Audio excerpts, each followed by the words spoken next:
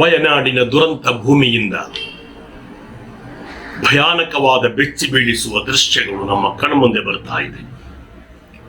ರಾತ್ರಿ ಬೆಳಗಾಗುವುದರೊಳಗೆ ಮಣ್ಣಿನಡಿಯಲ್ಲಿ ಸೇರಿ ಹೋದ 400ಕ್ಕಿಂತಲೂ ಹೆಚ್ಚಿನ ಮನೆಗಳು, ಅದಕ್ಕಿಂತಲೂ ಹೆಚ್ಚಿನ ಜೀವಗಳು, ಅಳಿದುಳಿದ ಜೀವಗಳಿಗಾಗಿ ರಕ್ಷಣಾ ಕಾರ್ಯದಲ್ಲಿ ತೊಡಗಿಸಿಕೊಂಡಿರುವ ನಮ್ಮ ಭಾರತೀಯ ಸೇನೆ, ಸೇವಾನಿರತ ಸಾಮಾಜಿಕ ಕಾರ್ಯಕರ್ತರು, ವಿವಿಧ ಸಂಘ ಸಂಸ್ಥೆಗಳ ಸಂಘಟನೆಗಳ ಕಾರ್ಯಕರ್ತರು ಹರಸಾಹಸ ಪಡ್ತಾ ಇದ್ದಾರೆ.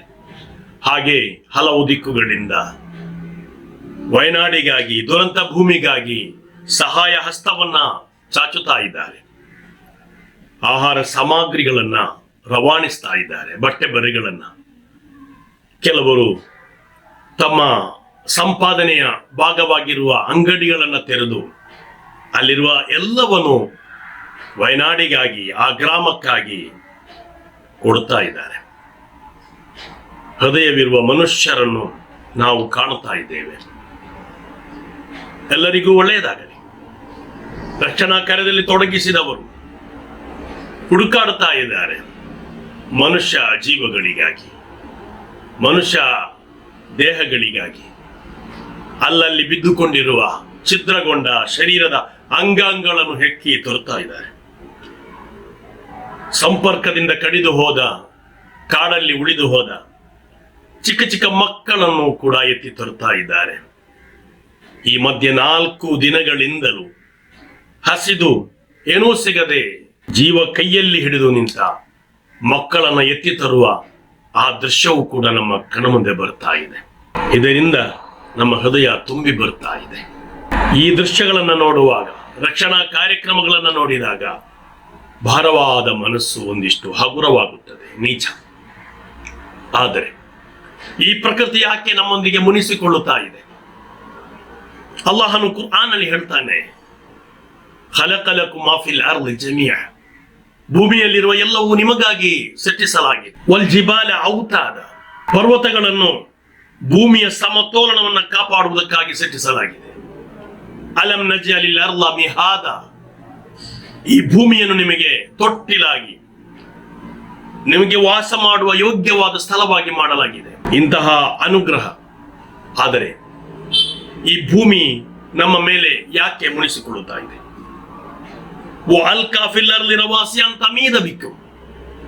ನಿಮ್ಮೊಟ್ಟಿಗೆ ಭೂಮಿ ಜಾರಿ ಹೋಗಬಾರದು, ಅದು ಅದರ ಸಮತೋಲನವನ್ನು ಕಳೆದುಕೊಳ್ಳಬಾರದು. ಆ ನಿಟ್ಟಿನಲ್ಲಿ ಅಲ್ಲಾಹನು ಪರ್ವತಗಳನ್ನ ಅದಕ್ಕೆ ಸ್ಥಾಪಿಸಿದ್ದಾನೆ ಎಂದು ಅಲ್ಲಾಹನು ಹೇಳ್ತಾನೆ. ಮನುಷ್ಯರಿಗಾಗಿ ಬೆಟ್ಟ ಗುಡ್ಡಗಳ ಮಧ್ಯೆ ದಾರಿಯನ್ನ ಕೊಟ್ಟಿದ್ದಾನೆ. ವಅನ್ಹಾರಂ ವಸುಬುಲನ್ ಲಅಲ್ಲಕುಂ ತಹ್ತದೂನ್, ದಾರಿ ಕಾಣುವುದಕ್ಕೋಸ್ಕರ. ಮನುಷ್ಯನಿಗೆ ಕಡಲಿನಲ್ಲಿ ನೀರು ಮಾತ್ರ ಅಲ್ಲ, ಅದೊಂದು ದಾರಿಯೂ ಹೌದು. ಒಂದು ದೇಶದಿಂದ ಮತ್ತೊಂದು ದೇಶಕ್ಕೆ ಪ್ರಯಾಣ ಮಾಡುವುದಕ್ಕೆ. ಅದರಂತೆ ನದಿಗಳೂ ಕೂಡ, ಕಾಡು ಕೂಡ, ಎಲ್ಲದರ ಮಧ್ಯೆ ದಾರಿಗಳನ್ನ ತೆರೆದಿಟ್ಟಂತಹ ಈ ಪ್ರಪಂಚದ ಪ್ರಕೃತಿ.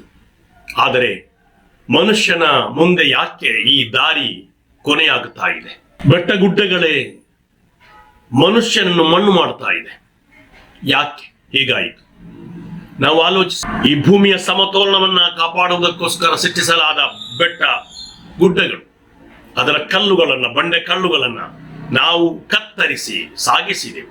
ಬೆಟ್ಟಗಳ ತಲೆಯಂತಿರುವಂತಹ, ಭೂಮಿಯ ತಲೆಯಂತಿರುವ ಕಾಡುಗಳನ್ನು ನಾಶ ಮಾಡಿದೆವು. ನದಿಯಲ್ಲಿರುವ ಆ ನೀರಿನ ಅಂಶವನ್ನು ಹಿಡಿದಿಟ್ಟುಕೊಳ್ಳುವ ಮರಳುಗಳನ್ನ ಸಾಗಾಟ ಮಾಡಿ ಯಥೇಷ್ಟವಾಗಿ, ಯಾವುದೇ ಲೆಕ್ಕವಿಲ್ಲದೆ, ಯಾವುದೇ ಮುಂದಾಲೋಚನೆ ಇಲ್ಲದೆ ಎಲ್ಲವೂ ನಾಶವಾಗುವ ರೀತಿಯಲ್ಲಿ ನಾವು ಉಪಯೋಗಿಸಿದೆವು.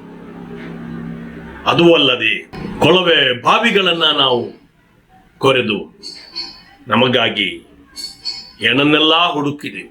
ಇಂತಹ ಸಂದರ್ಭಗಳಲ್ಲಿ ಭೂಮಿಯು ಅದರ ಅಶಕ್ತಿಯನ್ನ ಕಳಕೊಂಡು ಭೂಮಿಯೊಳಗಿರುವಂತಹ ಒತ್ತಡವನ್ನು, ಆ ಒತ್ತಡದ ಪ್ರಮಾಣವನ್ನು ತಡೆದಿಟ್ಟುಕೊಳ್ಳಲು ಭೂಮಿಗೆ ಸಾಧ್ಯವಾಗದ ಸಂದರ್ಭದಲ್ಲಿ ಅದು ಸ್ಫೋಟಗೊಳ್ಳುತ್ತದೆ. ಅದು ಭೂತಾಪವಾಗಿ, ಭೂಕುಸಿತವಾಗಿ ಜನರ ಮೇಲೆ ಹರಿಯುತ್ತಾ ಇದೆ. ಮನುಷ್ಯ ಜೀವಗಳು ಕೊಚ್ಚಿ ಹೋಗ್ತಾ ಇವೆ. ನಾಶ, ದುರಂತ ಎಲ್ಲವೂ ಸಂಭವಿಸು. ಇದನ್ನು ನಾವು ಅರ್ಥ ಮಾಡಿಕೊಳ್ಳಬೇಕು. ಪ್ರಕೃತಿಯ ಮೇಲೆ ನಾವು ಮಾಡಿದಂತಹ ಅನ್ಯಾಯ, ಅತಿಕ್ರಮಣ, ಅದರಿಂದ ನಾವು ಅನೇಕ ಅನಾಹುತಗಳನ್ನ ನಮ್ಮ ಮೈ ಮೇಲೆ ನಾವು ಎಳೆದುಕೊಳ್ಳುತ್ತೇವೆ ಅಂತ. ಆದರೆ ಈ ಸಂದರ್ಭದಲ್ಲಿ ವಯನಾಡಿನ ಆ ತಪ್ಪಲಿನಲ್ಲಿ ಕಳಕೊಂಡವರು, ಆಸ್ತಿ ಪಾಸ್ತಿ, ಮನೆ ಮಠ, ಜೀವ, ಕುಟುಂಬ ಎಲ್ಲವನ್ನು ಕಳಕೊಂಡವರು ಯಾರು? ಅವರು ಯಾರು ಕೂಡ ದೊಡ್ಡ ದೊಡ್ಡ ನಿರ್ಮಾಣಗಳನ್ನ ಬೆಟ್ಟಗಳಲ್ಲಿ ಮಾಡಿದವರಲ್ಲ, ಕಲ್ಲು ಬಂಡೆಗಳನ್ನ ಕತ್ತರಿಸಿದವರೂ ಅಲ್ಲ, ಹಾಗೆ ಮರಗಳನ್ನ ನಾಶ ಮಾಡಿದವರು ಅಲ್ಲ, ಮರಳನ್ನ ಸಾಗಿಸಿದವರು ಅಲ್ಲ.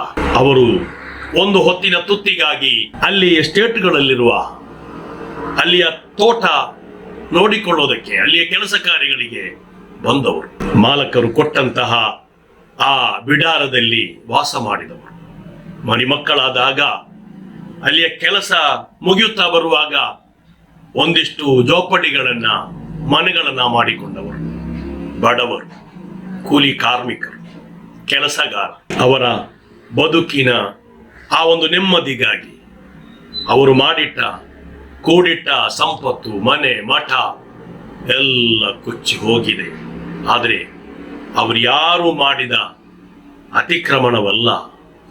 ಈ ಭೂಮಿಯ ಮೇಲೆ ಸ್ವಾರ್ಥಿ ಮನುಷ್ಯ ಮಾಡುವ ಅತಿಕ್ರಮದಿಂದ ಬಡ ಜೀವಗಳು ಜೀವವನ್ನ ತೆತ್ತಿದ್ದಾರೆ ಅಂದರೆ ಅದು ಸುಳ್ಳಾಗುವುದೇ. ಇನ್ನಾದರೂ ಎಚ್ಚೆತ್ತುಕೊಂಡು ಪ್ರಕೃತಿಯ ಸಂರಕ್ಷಣೆಯಲ್ಲಿಯೂ ನಾವು ತೊಡಗಿಸಿಕೊಳ್ಳಬೇಕಾಗಿದೆ. ಬರೀ ಅನಾಹುತವಾದಾಗ ಕೆಲವು ಜೀವಗಳಿಗೆ ಆಸರೆಯಾಗಿ ನಾವು ಕಾರ್ಯಾಚರಣೆಯನ್ನ ಮಾಡಿದರೆ ಸಾಲದು.